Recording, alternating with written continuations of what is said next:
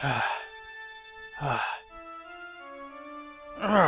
did I get into this mess? That's far enough. You can't run forever, Mr. Phoenix Wright. What have I done wrong? I cannot allow you to go on like this. But I'm just a simple defense attorney. Silence! You are no longer worthy of your title. Callbacks! I've had this dream before, someplace, some time ago. As if this day was written into my destiny. Today I'll stand in court as a lawyer. To prove a killer innocent. Welcome back, everybody, to Phoenix Wright Ace Attorney Justice for All. Today we will be continuing with our trial in Case 4.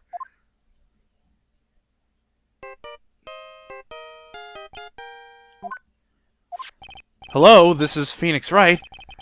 You don't look so well, dude. You're gonna prove me not guilty today, right?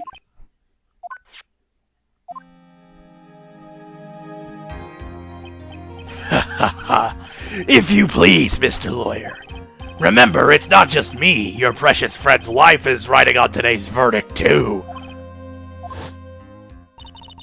Now listen up. You'd better get on guard a guilty sentence, okay? If you get that creepy slime bag and not guilty, I'll never forgive you, ever. Maya. Phoenix. Phoenix. Mia. Maya, how's Maya? I don't know. You don't know? She hasn't tried to channel me since yesterday. Mia, what am I supposed to do? Well, like I said, for a lawyer, the worst of times are when you have to force your biggest smiles. But you can't give up. There's still some hope left. Stop it, please. There's nothing left. Not here, not anywhere. It's that accursed on guard again.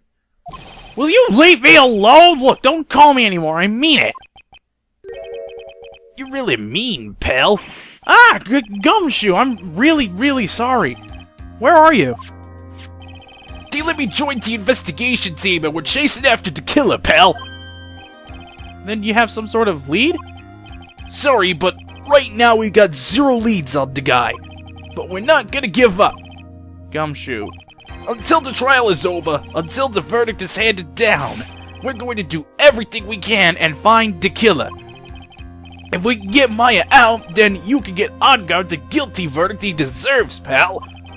That's true, I could do that if they found Maya first. You got that? So you have to do whatever you can to make the trial last longer. I have to make the trial last longer? If you go at Mr. Edgeworth with everything you've got, then you two can draw it out. Oh, now I get it. I believe in you, pal. You and Mr. Edgeworth can do it. So, believe in us. We're going to give it all we got, just like you. Got it. Thanks, Gumshoe. Hey, Phoenix. You understand now, don't you? You have something money will never be able to buy. Friendship. It's the strongest weapon in the world, and you have it in abundance. Yeah. Looks like we're coming to the end. I have to make the trial last as long as I can. Gumshoe will come through, I know it. And now let's start this thing.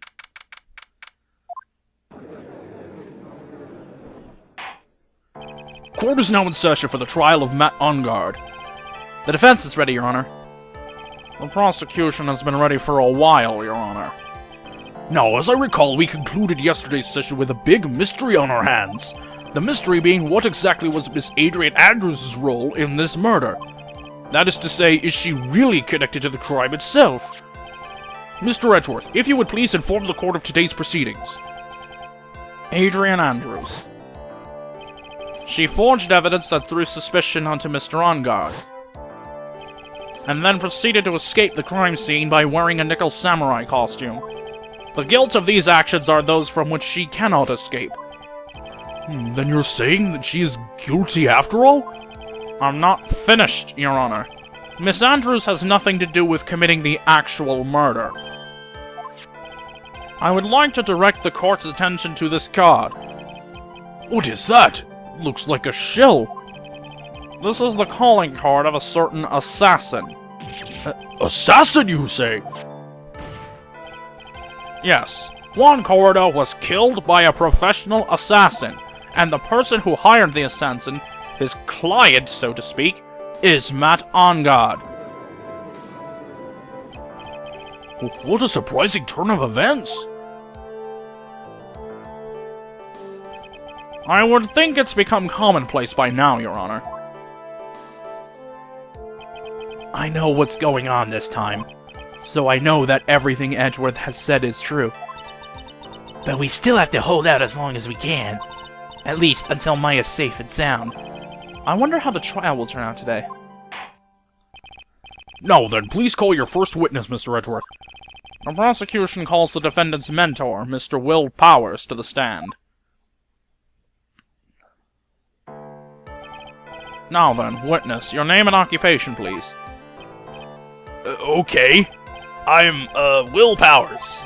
I'm a poor, underpaid action star. And what is your relation to the defendant? Well, I guess I'm sort of a lousy mentor to him in a way, yeah. Mr. Powers, please, you don't need to put yourself down so much. Oh, sorry. Well, I'm just kind of a nothing sort of guy. On the night of the murder, you visited the defendant's room. Is this correct? Yes. I didn't know that. But, you know, I didn't actually get to see Matt when I went. All you need to do is answer what you're asked. Now then, I would like you to please testify about when you went to Mr. Engard's room. Okay, sure.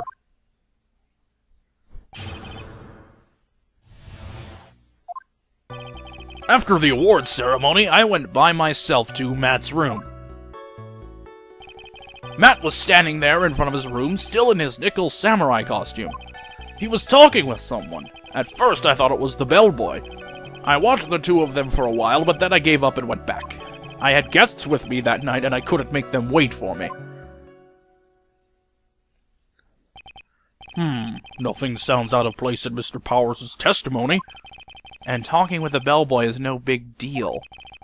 If one assumes that the person Mr. Engard was speaking with was an ordinary bellboy... What are you implying? Well, Mr. Wright, let's have your cross-examination, shall we? Looks like we're in another sticky situation. Huh? A trap. Can't you smell it, Phoenix? But for us to find out more, we're just going to have to charge in head first, right? Unfortunately.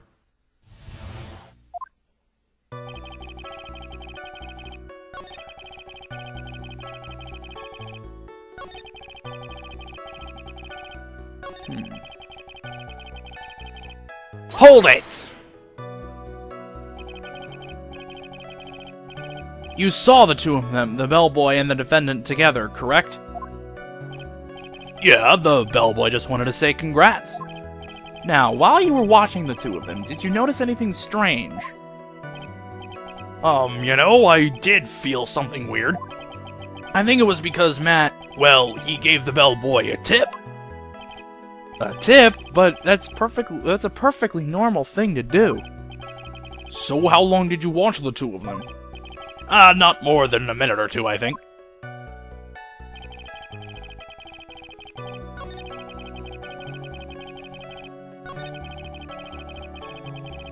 Hold it! At first? What do you mean by that? I didn't think he was a normal bellboy. And why was that? Why did I think that, Mr. Wright? How am I supposed to know? Hey, wait a second. Actually, Mr. Powers, only a few minutes ago you stated... You know, I did feel something weird. I think it was because Matt, well, he gave the bellboy a tip. Could it be that you felt something strange about the tip-giving incident itself? Ah, yeah, that's it. You really know your job. Mr. Edgeworth. Yes, Your Honor? This bellboy, he wasn't an ordinary one, was he? Perhaps we should let the witness tell us. Very well. Mr. Powers, please amend your testimony. You mean about the bellboy, right? Matt gave the bellboy a tip. Hold it! So he gave the bellboy a tip. What's so strange about that? Ah, well, you see, Matt's not a poor penny pincher like me. I was trying to figure out how much it was because the tip really shocked me. How much it was? But that's when something even more surprising happened. The bellboy was putting the tip he got in his pocket. And that's when I got my first good look at the guy's face. I was really shocked. I'm afraid I don't follow at all. It sounds like Mr. Powers was surprised twice by this event. I wonder which of his shocking moments I should ask about. We're gonna end up asking about both of them eventually, so we'll start with the face. What was so shocking about the bellboy's face, Mr. Powers? Well, he wasn't exactly a boy, more like an old gramps. Ahem, I hope you know that discrimination towards old men is a no-no in my court. That's good stuff. No, that's not what I meant at all. In the smack middle of the guy's face, there was a line of stitches. A line of stitches? Yeah, and it went straight from the tippy top of his head to the bottom of his chin. Almost like if that thread snapped, all the stuff in his head would come spilling out. Ah! He was there, at On Guard's house. He was that butler! What is it, Mr. Wright? Nothing, Your Honor. So that means On Guard was talking with the killer, then. If that fact were to be exposed, On Guard would be declared guilty in a blink. Phoenix, you have to play dumb here. Pretend you don't know anything. Yes, Chief. You sure you don't have something you would like to say, Mr. Wright? Huh? What did you just say, Your Honor? Nothing, Mr. Wright, nothing. We're just going around and around in circles. Now then, Mr. Powers, please continue with your testimony.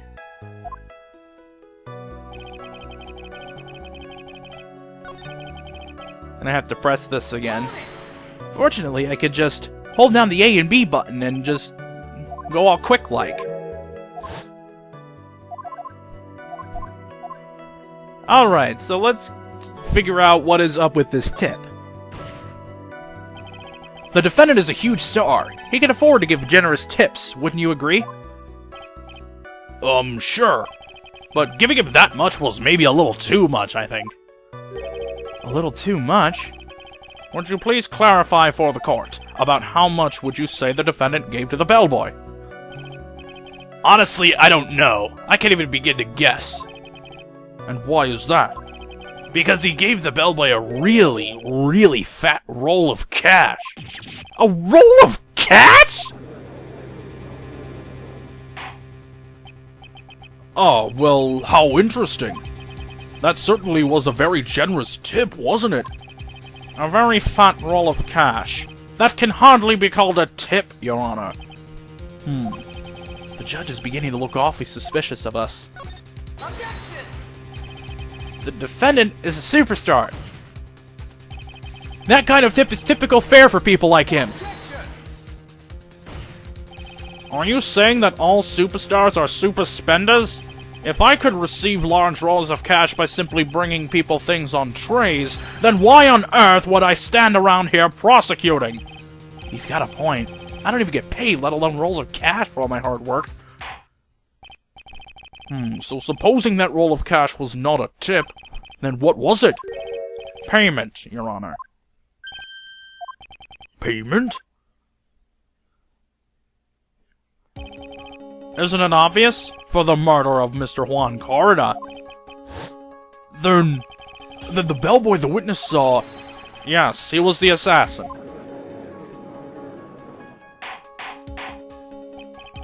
Hold your horses now, Mr. Edgeworth. You don't have any proof of this, do you? Have I ever been unprepared to support my claims, Your Honor? I have here the card Shelley the Killer left at the scene of the crime. Shelley the Killer? He is the person the police's special investigations team has been chasing for ages. I am certain that the person the witness saw was this very assassin, Shelley the Killer. Really? What's wrong, Mr. Powers? No, nothing. Something just clicked in my head and I just figured something out. Oh? Actually, I saw the bellboy later on that night. What? Mr. Powers, please testify. Tell us what you saw. Yes, sir, right away.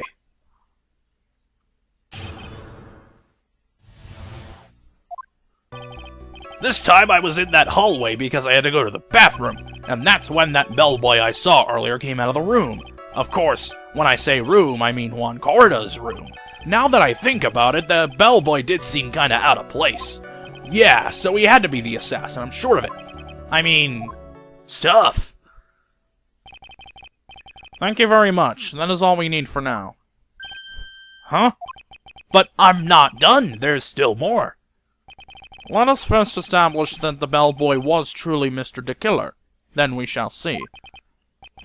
So the bellboy came out of the victim's room. And if that bellboy really was the assassin, then I think the answer is fairly obvious. That would be correct, Your Honor. Well, Mr. Wright, I believe it's your turn to entertain and make us laugh. Ha ha ha. This is no laughing matter. Like, seriously, what the fuck?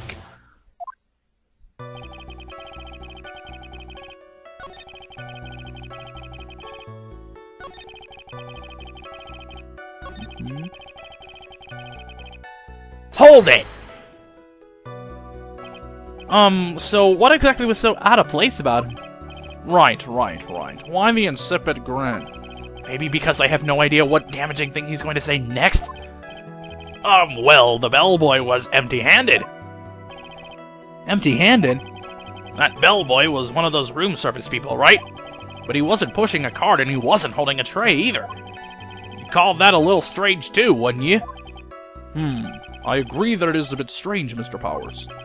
But is it really that unusual for a bellboy to be empty-handed? What should I do? Should I let Mr. Powers' testimony slide, or...? There is nothing strange or unusual about an empty-handed bellboy. But there really is. There really isn't. If you two are done being school children, bellboys are for room service. There is no reason for them to be empty-handed, ever. Your Honor, I ask that the witness's previous statement be supplanted with this new one. Edgeworth, are you going to do whatever you can to make the bellboy look suspicious? I see. Very well. This court recognizes and grants the prosecution's request. Mr. Powers, if you could amend your testimony, please. Yes, sir. I thought it was kind of strange for a bellboy to come out of a guest's room empty-handed. Hold it! So you're saying that it's suspicious for him to be empty-handed? Yeah, really suspicious. I mean, when I first saw that bellboy, he was holding a tray in his hand, and there was a bottle of juice and a wine glass on it. Juice? What kind of juice was it? I'm pretty sure it was tomato juice. If he could come up with some sort of reason as to why he would come out empty-handed, some sort of proof, then I think we could dodge the bullet on this one for now. Proof, huh? Sounds like another job with a court record, and I know just the thing.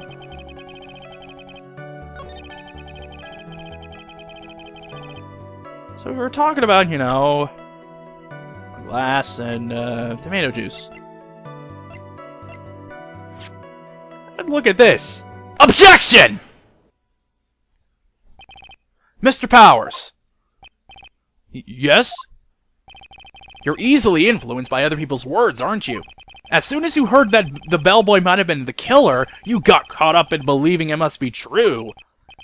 But isn't he really suspicious? He's got all those stitches and... So? A baseball has stitches? Are you saying all baseballs are suspicious because they have stitches? Well, there's also, what about him being empty-handed? I would like to ask the court to please take a look here. This is the crime scene. There is a wine glass sitting next to Mr. Corrida's body. The liquid inside this glass is tomato juice. And now, if you would look at what is on top of the table in the lower right corner here, anyone can clearly see that it is a tray with a bottle of tomato juice on it. The bellboy had just brought this to Mr. Corrida's room. He left the tray in the room, which is why it was empty-handed when he left. But that would mean that the bellboy had seen and left a dead body in the room. Ah, but can you prove that Mr. Corrida was already dead at that time? Mr. Edgeworth? Yes? I blame you for leading me down this route. I'm terribly sorry. What is with him? Why is he laughing? Witness, isn't there one more thing you would like to share with us? Is there? The bellboy was empty-handed, or should I say empty-hand, Ed. I recall you had something interesting to say about his hands. Oh yeah, I almost forgot. Huh? What? That bellboy, he was wearing gloves. Gloves? Yeah, pitch black, leather ones. All the other bellboys don't wear gloves like that, right? Black leather gloves? Why did you mention them earlier? Sorry, it slipped my mind. Ah, boy, does this make the bellboy look really suspicious. Alright, gotta focus. Can't get lax here. So what if he had gloves? A lot of bellboys wear gloves. Come on, Mr. Wright. That bellboy was wearing black leather ones.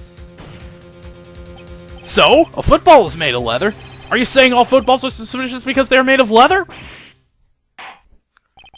But that man, he received a large roll of cash from the defendant, and then he was seen leaving the crime scene wearing black leather gloves.